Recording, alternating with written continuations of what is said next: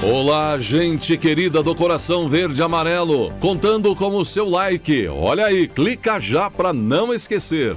Primeira vez aqui no nosso canal? Inscreva-se e acione o sino de notificações. Comente, diga de qual lugar abençoado do nosso lindo Brasil ou de qualquer país mundo afora você está assistindo. Vou ver depois o seu comentário. Compartilhe mandando o endereço do jornal aqui no YouTube para seus grupos, no WhatsApp, no X, no Face, onde puder.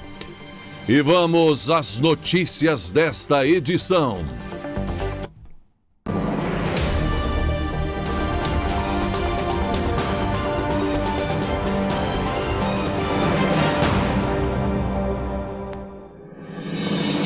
André Mendonça libera dados aqueles que foram colocados em sigilo máximo.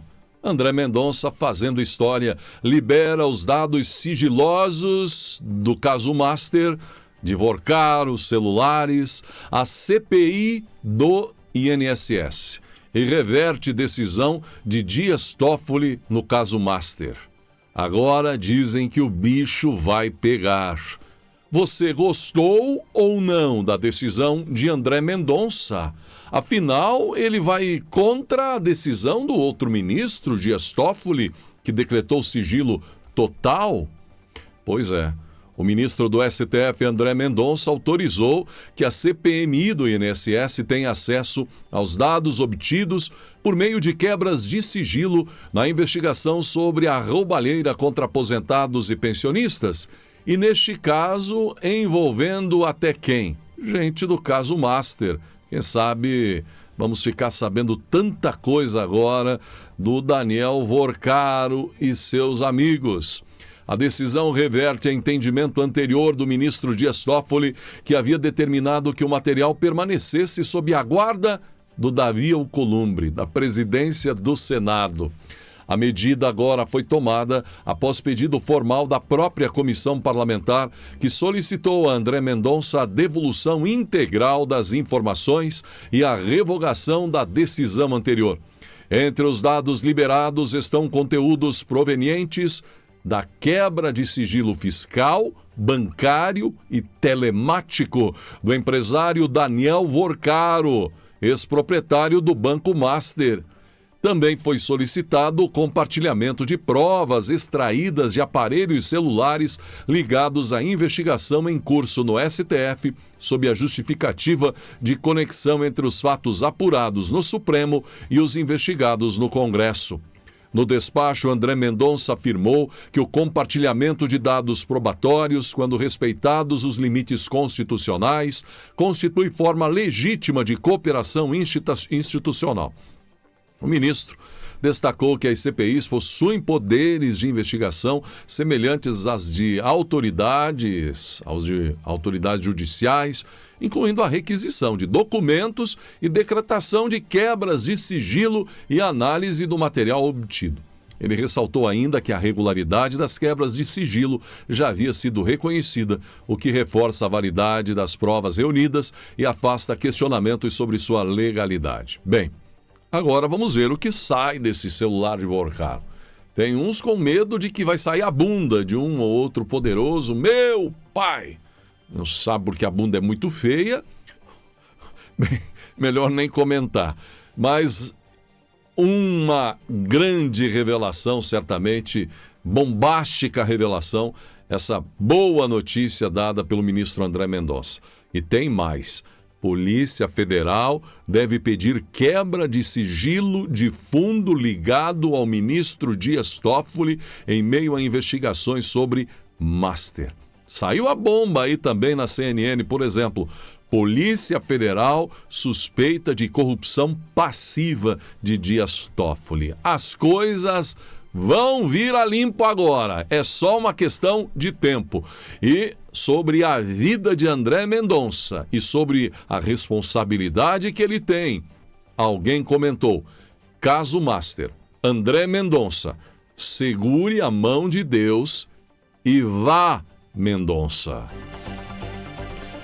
O banqueiro Daniel Vorcaro decidiu não comparecer à sessão da CPMI do INSS, que seria realizada com ele nesta segunda, dia 23. A presença dele na comissão era considerada facultativa. Apesar da desistência, Vorcaro ainda avalia se participará da audiência da comissão, a outra audiência marcada para terça, de assuntos econômicos, dia 24. A mudança de posicionamento em relação à CPMI ocorreu após a decisão do ministro André Mendonça, relator do caso. O magistrado autorizou o deslocamento de Vorcaro a Brasília, mas proibiu o uso de jatinho por particular do Vorcaro, determinando que a viagem fosse feita em voo comercial ou em aeronave da Polícia Federal. Claro, para evitar uma fuga, quem sabe, né? Aliados do banqueiro afirmam que ele teme possíveis constrangimentos no aeroporto. Além disso, Vorcaro rejeitou a alternativa de viajar em avião da Polícia Federal por considerar que isso poderia gerar interpretação de que estaria na condição de investigado sob custódia.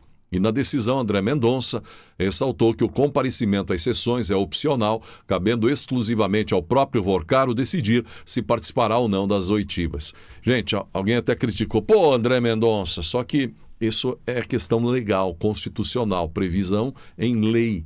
Ele não pode ser forçado a estar presente para gerar provas contra ele próprio. Então, isso que o André Mendonça tomou é algo inevitável. Em conversa com o presidente da CPMI, o senador Carlos Viana, nesta sexta, dia 20, Vorcaro avisou que não compareceria ao depoimento presencial desta segunda. Mas preste atenção, disse que quer falar. Sim, Vorcaro quer falar, mas pede que a CPMI do INSS vá até ele. A primeira sugestão é para que ele seja ouvido em São Paulo, onde mora, e apenas pelo presidente e pelo relator da comissão. A segunda proposta de Vorcaro é para que ele envie esclarecimentos por escrito à CPMI. Dom Madair criticou o governo Lula, o desfile de carnaval que, segundo ele, zombou das famílias tradicionais. O bispo Dom Adair José Guimarães, católico da Diocese de Formosa, Goiás, fez duras críticas ao desfile da escola de samba que idolatrou o presidente Lula no Carnaval do Rio de Janeiro, escola que foi rebaixada. Em sua avaliação, teria zombado das famílias tradicionais brasileiras, disse o bispo. Vimos mais uma vez a fé cristã ser escarnecida e vilipendiada durante as festividades do Carnaval, especialmente no desfile da Marquês de Sapucaí, no Rio de Janeiro. Sob o pretexto de arte e liberdade de expressão, assistimos a um ataque deliberado aos valores mais sagrados para nós, com um deboche particular dirigido à família tradicional, à família conservadora, pilar da sociedade e santuário da vida. Uma crítica também azeda ao produtor do campo, que abastece com seus muitos impostos os cofres desse governo. Mas o que torna esse estardalhaço ainda mais grave, ainda mais revoltante, é saber que todo esse deboche da família, dos trabalhadores, todo esse incentivo à cultura do ódio, toda essa divisão cada vez mais profunda em nosso Brasil, foi patrocinado pelo dinheiro público. Sim, irmãos, com a desfaçatez de um governo que não cumpre com as suas obrigações fundamentais para com o nosso povo, um governo que não educa, que não cuida da saúde, que não oferece segurança, quis fazer daquele momento um momento político, um momento eleitoral, uma campanha presidencial antecipada. Enquanto nossas crianças não têm escolas adequadas, enquanto nossas famílias sofrem com a falta de oportunidades e com a violência. Recursos públicos foram desviados para financiar a profanação de nossos valores mais caros. Isso não é apenas um ataque à fé, é um roubo da esperança do nosso povo. Este não é um fato isolado, mas o sintoma de um projeto cultural que busca desconstruir a identidade de nosso povo, uma identidade que foi forjada sob o signo da cruz de Cristo. Propõe-se um modelo de família que o Catecismo da Igreja Católica nos ensina a discernir como contrário ao plano de Deus. Até o fechamento desta edição, não observamos uma manifestação de alguma autoridade do governo petista sobre as duras críticas do bispo católico. Atenção, minha gente, ator Dedé Santana é internado em Goiânia após passar mal. Querido ator, eternamente consagrado como um dos inesquecíveis Os Trapalhões, tem 89 anos. Foi internado nesta sexta, dia 20, em Goiânia, após acordar indisposto. O artista deu entrada no Hospital Estadual de Urgência Governador Otávio Lage de Siqueira de Goiás e está passando por exames, aguarda resultados. Ele que está em Goiânia, não porque mora, mas por apresentações de um espetáculo. Acordou ruim nesta sexta e, por precaução, pela idade, o querido ator foi internado nesta sexta-feira. Vamos aguardar por boas notícias em relação ao grande parceiro que foi do Zacarias, do Mussum e do Didi, Os Trapalhões. A influência política do ex-presidente Jair Bolsonaro permanece decisiva no cenário eleitoral brasileiro, mesmo fora da vida pública. A avaliação é do colunista Mauro Paulino, publicou um artigo nesta sexta na Veja. Longe da vida pública há meses, o ex-presidente ainda mantém forte poder de mobilização entre eleitores da direita e continua sendo a peça central nas disputas políticas nacionais no conservadorismo, diz ele. Levantamentos recentes indicam que o apoio de Bolsonaro permanece decisivo para candidaturas oposicionistas. Uma parcela significativa do eleitorado declara que votaria em qualquer nome indicado por ele ou levaria seu aval em consideração. Esse capital político tem impulsionado nomes ligados ao seu grupo, especialmente o filho, o senador Flávio Bolsonaro, que surge muito competitivo agora em simulação, no caso Flávio e os demais em simulações eleitorais estaduais.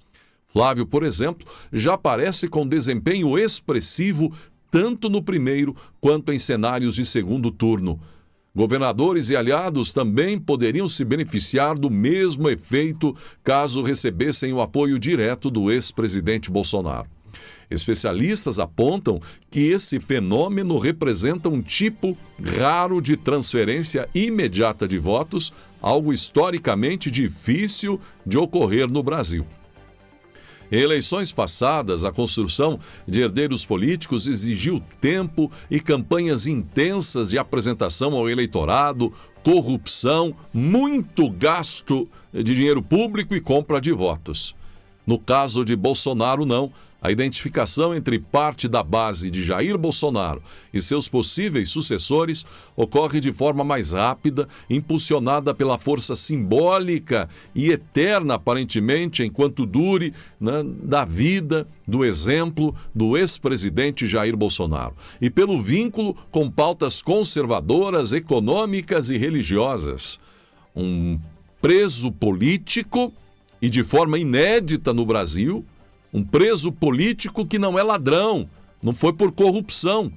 E mesmo com a narrativa construída por aqueles que hoje estão enlameados com milhões de reais no escândalo Master, a marca política associada a Bolsonaro continua ativa e será testada nas próximas campanhas, especialmente quanto à capacidade de seus aliados, em especial Flávio, de mobilizar eleitores e ocupar o espaço deixado por sua ausência direta na disputa. E está todo mundo, principalmente especialistas e opositores, impressionados com a capacidade que essa grande massa de Bolsonaro tem de deslocamento.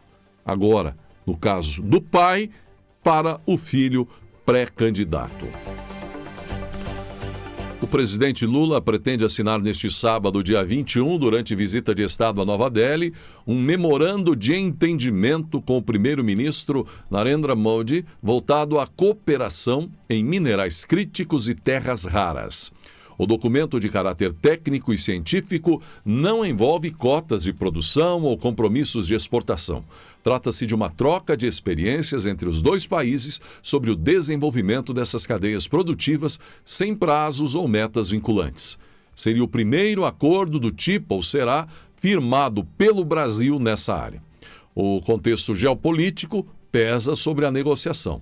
A China detém cerca de 70% das reservas mundiais de terras raras e aproximadamente 90% da capacidade de processamento, tornando a dependência global em relação à China uma preocupação crescente.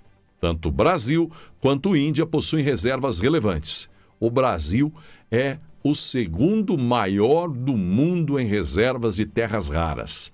Mas a vergonha. O Brasil tem capacidade de processamento muito limitada. A situação brasileira é muito difícil na questão de processar, tirar as riquezas. O acordo com a Índia deve ainda pavimentar discussões futuras com a Coreia do Sul, próximo destino de Lula, e com os Estados Unidos, em visita prevista para março. Enquanto poderosos vão para cima da Receita Federal no Brasil, a Venezuela sacode a ditadura e, com a prisão do ditador, já é exemplo para o Brasil, que, pela covardia e interesses políticos, mantém brasileiros comuns presos e até jornalista da Globo ameaçada de ser presa. Alcolumbre engaveta pedidos de impeachment e decisões sobre a redução da pena. Hugo Mota retarda decisões importantes. Já a Assembleia Nacional da Venezuela aprovou nas últimas horas por unanimidade e em definitivo o projeto de lei da anistia ampla, que pode resultar na libertação de presos por motivos políticos no país. A proposta foi até sancionada logo em seguida pela presidente interina Delcy Rodrigues, marcando um movimento significativo no cenário político venezuelano. Esta lei abre uma porta extraordinária para a Venezuela se redescobrir e aprender a viver democraticamente, livrando-se do ódio, declarou Delcy, em um discurso que serviria de forma extraordinária, ao Brasil, caso o mesmo acontecesse por aqui. Ou não. Sairia mais ou menos assim: a anistia ampla, geral e restrita no Brasil abre uma porta extraordinária para o nosso Brasil se redescobrir e aprender a viver democraticamente, livrando-se do ódio que persegue, censura, prende e condena. Bom, mas esse movimento da anistia é na Venezuela. Por aqui, como disse, até a jornalista da Globo está temerosa de prisão. Na Venezuela, com o reconhecimento de que centenas de pessoas foram mantidas presas por razões políticas ao longo dos últimos anos, sob acusações de discurso de ódio, ataques às instituições, atos antidemocráticos e fake news, quando na verdade tudo foi uma questão de ditadura de Maduro contra o povo, agora a lei prevê a libertação de detidos e o cancelamento de medidas impostas pela ditadura ao longo de 27 anos. A iniciativa também abre possibilidade para o retorno de opositores políticos, jornalistas e outros perseguidos pela ditadura que vivem no exterior. Digo de novo, enquanto a anistia já é real na Venezuela e no Brasil não, a Argentina reduz a maioridade penal de 16 para 14 anos, também se tornando exemplo para o nosso país, enquanto o nosso Brasil continua mergulhado nas trevas da criminalidade e está parado no tempo. O líder do PT na Câmara, Pedro Czai, afirmou que é inegociável a posição do partido que é contra a redução da maioridade penal nas discussões da PEC da Segurança número 18 de 2025. A proposta trata da reorganização da segurança pública e da atuação do Sistema Único de Segurança Pública, SUSP. O relator, Mendonça Filho, admite propor um referendo sobre o tema, possivelmente nas eleições municipais de 2028, enquanto a oposição pressiona pelo avanço da mudança. Reduzir para 16 para 14 anos, como fez agora a Argentina? Qual a sua opinião?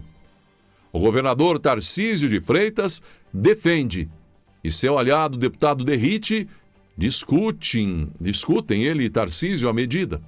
Integrantes e ex-integrantes do governo do PT, como Ricardo Lewandowski, aquele que entrou em polêmica com os 250 mil por mês do seu escritório da família, no escândalo do Master, criticam a ideia de reduzir a maioridade penal.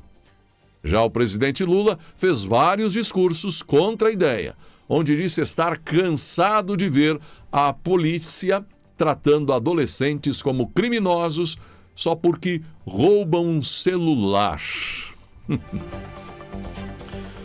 O governador de São Paulo, Tarcísio de Freitas, ironizou críticas do presidente do PSD, Gilberto Kassab, e reafirmou que continuará apoiando a candidatura de Flávio Bolsonaro à presidência.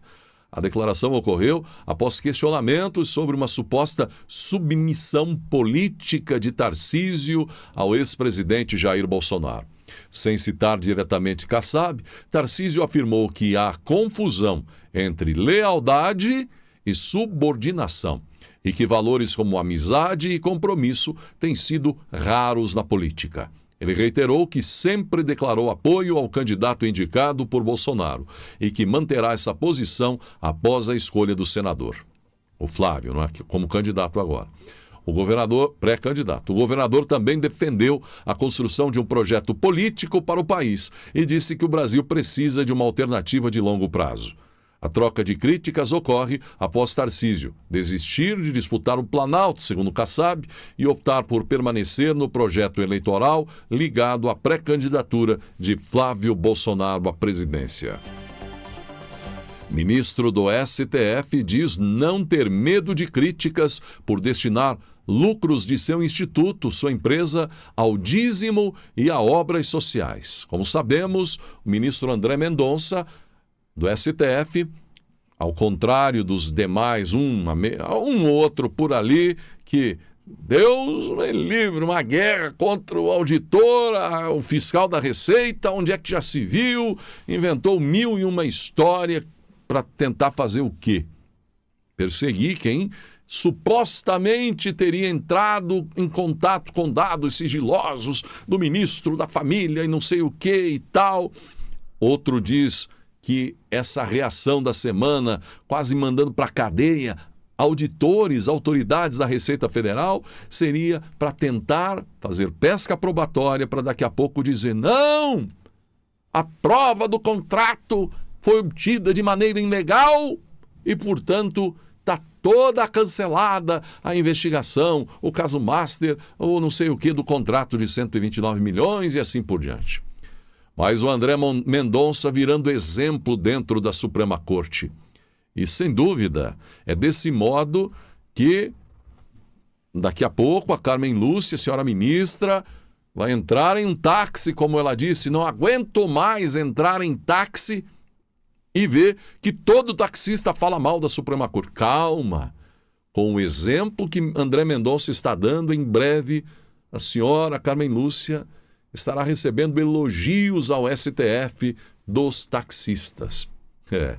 O André Mendonça afirmou que não teme críticas após fazer este anúncio de que destinará parte dos lucros de sua empresa ao dízimo, 10%, e o restante a projetos na área da educação e projetos sociais.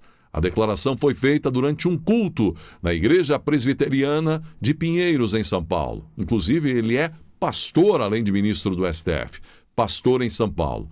Ressaltou que recebeu alertas de amigos sobre possíveis críticas. Será que algum amigo de dentro da corte? Qual amigo recomendaria? Não faça isso, ministro, não faça isso. Mas ele disse não ter medo de opiniões contrárias por ser figura pública.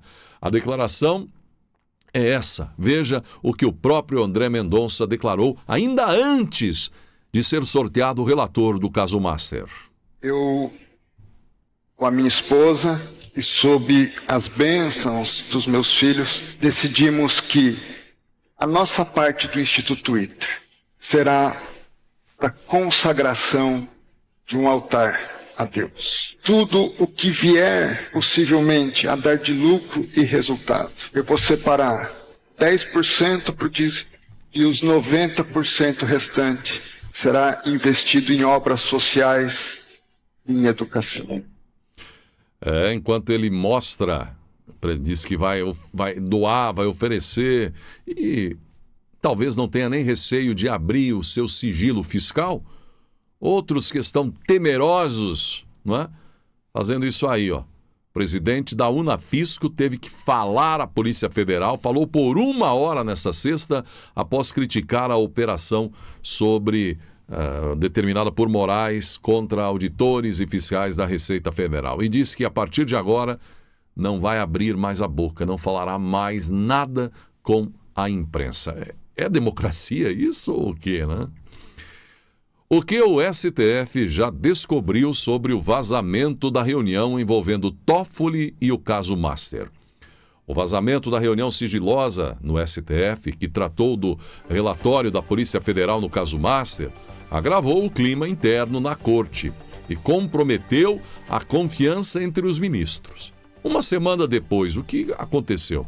Das conclusões, uma delas é que apenas integrantes do próprio tribunal, os ministros, tiveram condições de registrar e divulgar o encontro, já que falas completas de cada participante foram reproduzidas posteriormente pelo site Poder 360.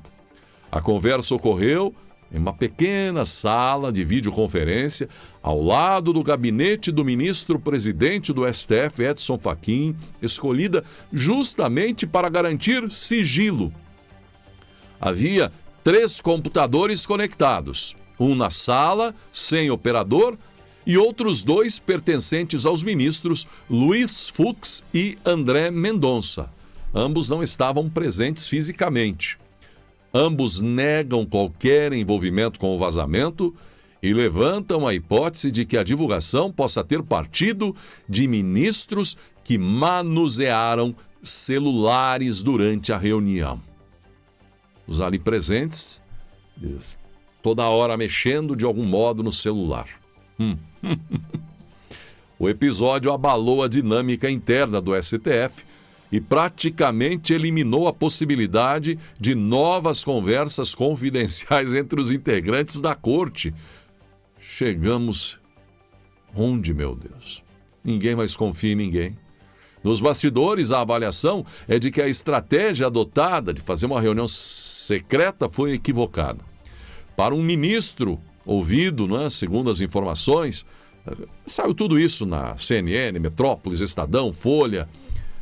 Um ministro, o relatório da polícia, disse que o relatório da Polícia Federal deveria ter sido analisado em uma sessão pública, por se tratar de um ato processual concreto.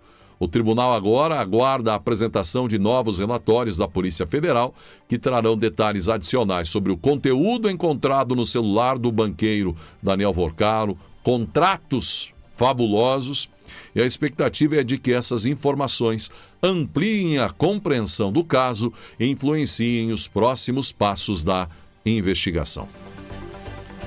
Você viu, a Suprema Corte dos Estados Unidos derrubou as tarifas globais impostas pelo presidente Donald Trump numa decisão que atinge um dos pilares de sua política econômica e comercial. O tribunal concluiu que o presidente não tem autoridade para criar tributos sem aprovação do Congresso, mesmo usando leis de emergência. A medida anulou grande parte das chamadas taxas recíprocas que afetavam diversos países, o tarifaço, não é? Incluindo o Brasil, e colocaram bilhões de dólares em tarifas sob incerteza jurídica, com discussões sobre possíveis reembolsos agora a empresas e importadores.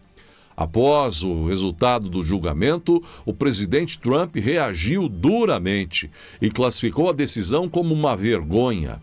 A declaração foi feita durante encontro com governadores na Casa Branca, onde ele também afirmou ter um plano B para sua política comercial. Anunciou nova tarifa mundial de 10% para todos os países por outro mecanismo. Sobre essa decisão anunciada pela Suprema Corte dos Estados Unidos, O resultado no Brasil foi a queda do valor do dólar, não é? E também Bovespa fechou acima dos 190 mil pontos pela primeira vez. O dólar apresentou o menor valor desde 2024 no fechamento desta sexta-feira. Dólar, então, despencando e Bovespa, essa marca, dólar ficou novamente abaixo dos R$ 5,20. Fechou a sessão à vista R$ 5,17, o menor valor de fechamento desde 28 de maio de 2024. Não é que o real esteja aí, nossa, que maravilha, ganhando valor. É o dólar que nessas notícias e instabilidade acaba recuando. Se você ama alguém, diga, mesmo que esteja com medo de que não seja a coisa certa, mesmo que tenha medo de que cause problemas, mesmo que tenha medo de que queime sua vida inteira até o chão. Você diz em voz alta, diga. Essa fala icônica ficou marcada na trajetória de Mark Sloan, interpretado pelo ator Eric Dane em Grey's Anatomy, uma famosa série médica. Porém, nesta última quinta, dia 19, Eric Dane faleceu, jovem ainda, aos 53 anos. Dane enfrentava esclerose lateral amiotrófica, a terrível doença conhecida como ELA, doença degenerativa que havia sido diagnosticada em 2025, paralisa o corpo inteiro e evoluiu muito rapidamente nos últimos meses. Além do sucesso na famosa série médica, o ator também participou de outras produções, tornando-se um nome conhecido da televisão, do streaming e do cinema. A morte prematura gerou grande comoção entre fãs e colegas. A emissora responsável por A Anatomia de Grey e artistas que trabalharam com Dane prestaram homenagens e destacaram sua trajetória e carisma. Olha o like, quanta gente assistindo aí, mas está faltando o gostei. Clica no joinha. Em 2012, no meio do Atlântico Sul, entre o Brasil e a África, um pequeno veleiro chamado Esperança seguia viagem. A bordo estavam Helena e Ricardo, casados há 32 anos. Eles tinham vendido quase tudo para realizar um sonho antigo: atravessar o oceano juntos. Não era sobre aventura, era sobre recomeço. O casamento havia passado por silêncios longos demais, rotinas pesadas, um luto recente que os afastou mais do que aproximou. Nadar e morrer na praia seria o apropriado para representar esse casamento? Lutar tanto, tanto, tanto e tudo ser destruído. Nada ter valido a pena? O mar era a tentativa de se reencontrarem. Na 8ª noite de travessia, o céu mudou. O vento virou de repente. As ondas começaram a crescer. O rádio perdeu o sinal. Ricardo, isso não está normal, disse Helena, segurando firme o leme. Antes que ele respondesse, uma onda enorme atingiu o veleiro de lado. O mastro quebrou. O barco ficou à deriva. O silêncio depois do impacto foi assustador. Só o som do mar. Ricardo verificou os danos. A embarcação ainda flutuava, mas não havia propulsão suficiente. O sistema elétrico falhou. Eles estavam sozinhos no meio do nada. Horas depois, sentados no pequeno interior do barco, iluminados por uma lanterna fraca, Helena começou a chorar. Talvez tenha sido um erro essa viagem. Talvez a gente tenha insistido demais. Ricardo ficou em silêncio por alguns segundos. Depois segurou as mãos da esposa. Errado. Errado foi quando a gente parou de conversar. Errado foi quando deixamos a dor nos separar. Isso aqui, ele olhou ao redor.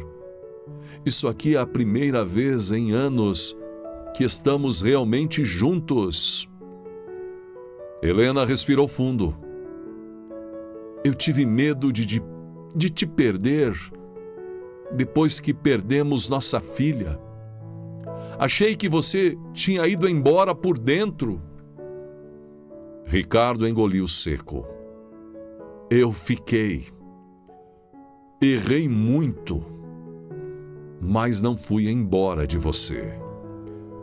Eu só não sabia como voltar. O mar balançava o barco como um berço inquieto. Na manhã seguinte, racionaram água, tentaram improvisar uma vela com o que restou. O sol queimava durante o dia, o frio cortava a noite. No terceiro dia, à deriva na imensidão dos mares.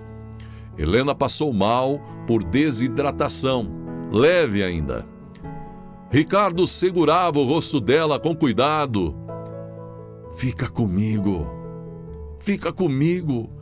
Você prometeu envelhecer, mesmo que reclamando de tudo, ao meu lado. Ela deu um sorriso fraco. Eu ainda vou reclamar do seu café fraco todos os dias. No quarto dia, quando as forças começavam a diminuir, um navio mercante apareceu no horizonte. Pequeno, distante, quase um risco na linha do mar. Ricardo subiu no que restava do convés e começou a acenar com um espelho de sinalização que encontrou no kit de emergência. Helena, com a pouca voz que tinha, gritou: Ei, aqui, aqui! Foram minutos que pareceram horas, até que o navio mudou levemente a rota. Mudou o suficiente. Foram resgatados naquela tarde. Meses depois, já em terra firme, alguém perguntou a Helena se ela se arrependia da travessia. Ela respondeu: Foi no meio do oceano, quando não tínhamos controle de nada, que eu percebi algo. Amor não é ausência de tempestade. É escolher ficar no barco, mesmo quando o mastro quebra.